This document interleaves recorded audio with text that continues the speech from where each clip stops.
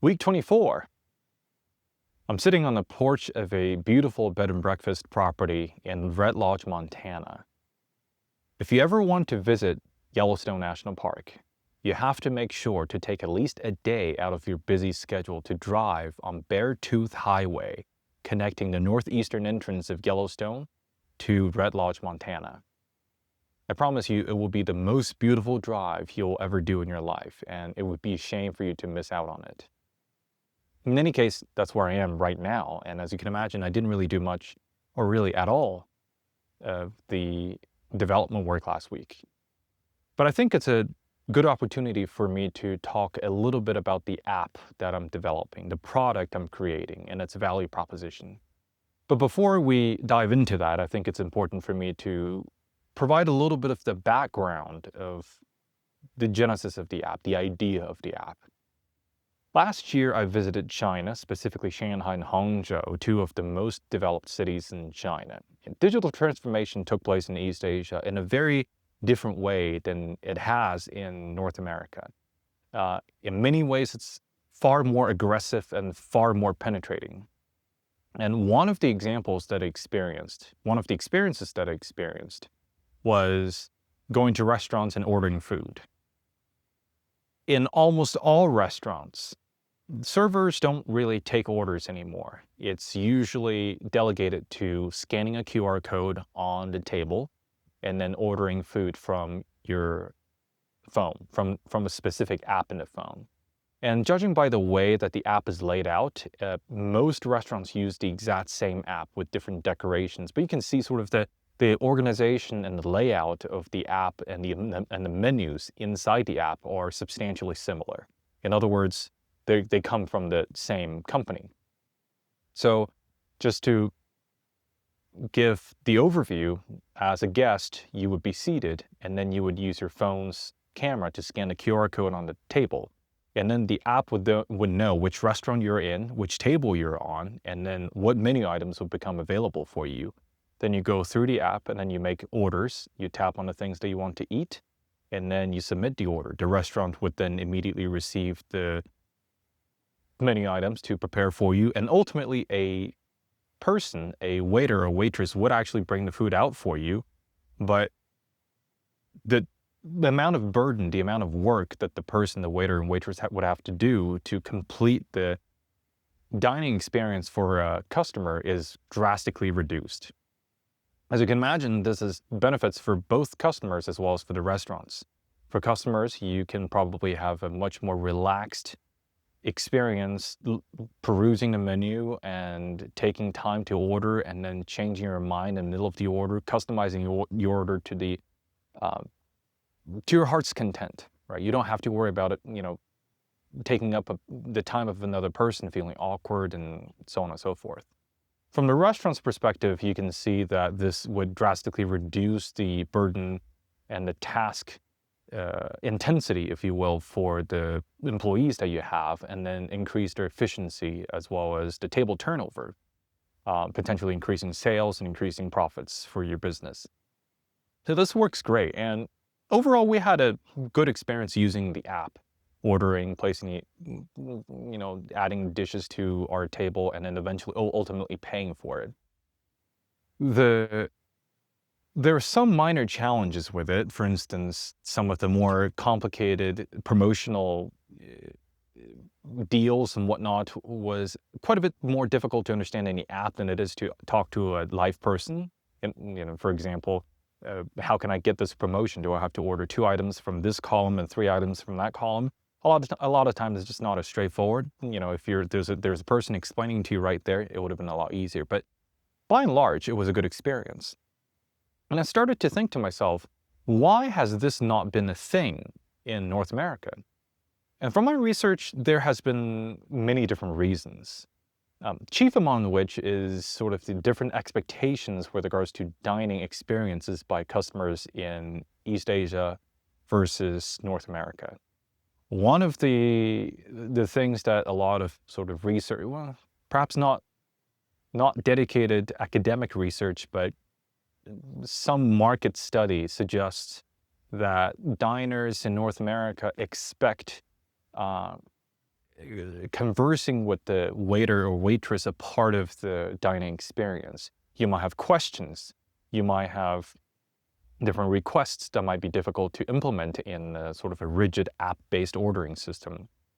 And overall, people go to a restaurant to spend extra money to feed themselves, and they want to feel special. They want to feel like, they want to be waited on, right? Somebody sort of catering to your every need and every whim. And a waiter or waitress right there, this service staff, fulfills that, I wouldn't call it fantasy, but that particular desire as a part of the dining experience. Whether or not you personally do this, that's sort of irrelevant in the discussion in this particular scenario. It's rather what sort of the general population or general public thinks. And some studies suggest that most people do expect it. So this has created a lot of obstacle for competitors like Waitlist.me or Square and those sort of, Clover, I think, is another one, very popular one, Toast, that's another one, to enter this market. In other words, they really want to push this app to the customers for them to sit down and order, so that they can say that, oh, look, our app has made ordering so much easier for customers and increased turnover for your business greatly. And as a result, we've helped your sale, and we might want to charge more money from you. And they've run into this sort of roadblock.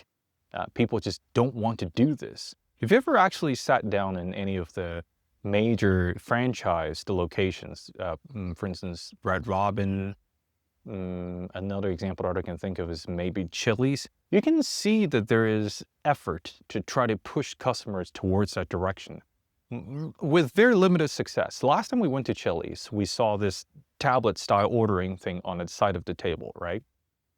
You can definitely order from it, but for whatever reason, the ordering functionality has been disabled. And part of the explanation is that the franchisee probably didn't want to it's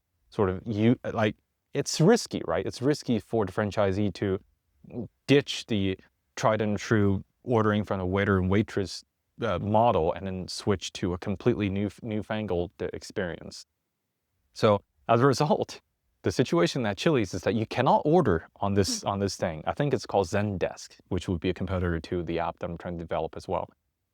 You can't directly order from this device. However, you can pay on this device. You can view menu on this device. You can play games on this device. You can do anything and everything on this device except for ordering.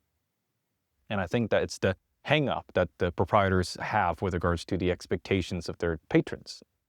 So that's the background. And the app I'm trying to make, the product I'm trying to put onto the market, seeks to address this issue from a new angle. Now, whether or not this will succeed, I don't know. There will be a lot of obstacles and roadblocks in front of me. But the general thesis is this. The app I'm making is not getting people, your patrons, to order things directly by scanning a QR code. Although, this would be the functionalities that I would implement, because there's probably, at some point, definitely a need for that. The app that I'm developing is a waitlist app. In other words, in establishments, very popular restaurants, where patrons can't be seated directly, you use my app as a restaurant owner. You take down the person's phone number as well as email address, and then by the time they're ready to be waited up, they're ready to come in and eat, you then tap a button in the app so that they receive a text message or a phone call or an email for them to come in. So essentially it replaces the buzzer, the beeper, right, that you'd see sometimes the restaurants will give out to. You reduce the cost of the buzzer and the beeper. You reduce the theft and the replacement of those broken buzzers or missing buzzers. And you make it such that your customers are not tethered to the range of the buzzers, so that they can wander around their neighboring stores or really anywhere, right? So long as they can receive a text or an email. Now, you might say, okay, so this doesn't sound too special. There are a lot of products on the market that already do this. Waitlist.me is one of them.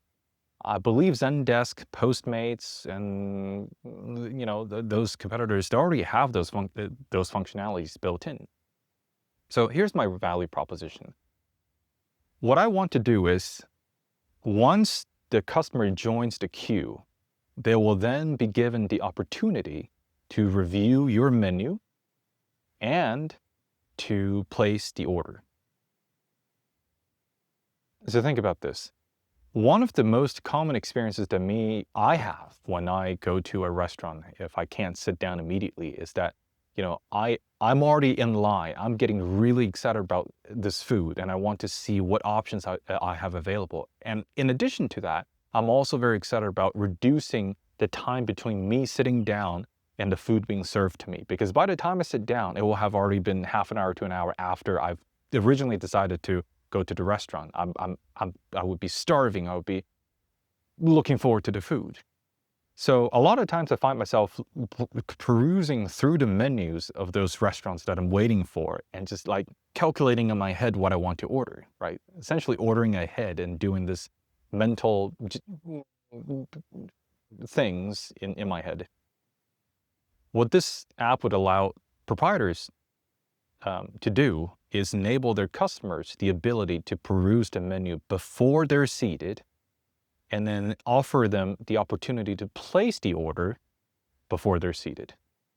This is two benefits. Well, there's many benefits, but two major benefits. Number one, it keeps your customers engaged, right? So a lot of times when you join a wait list, I've had this happen to me. I was like, 20 minutes, 30 minutes is too long.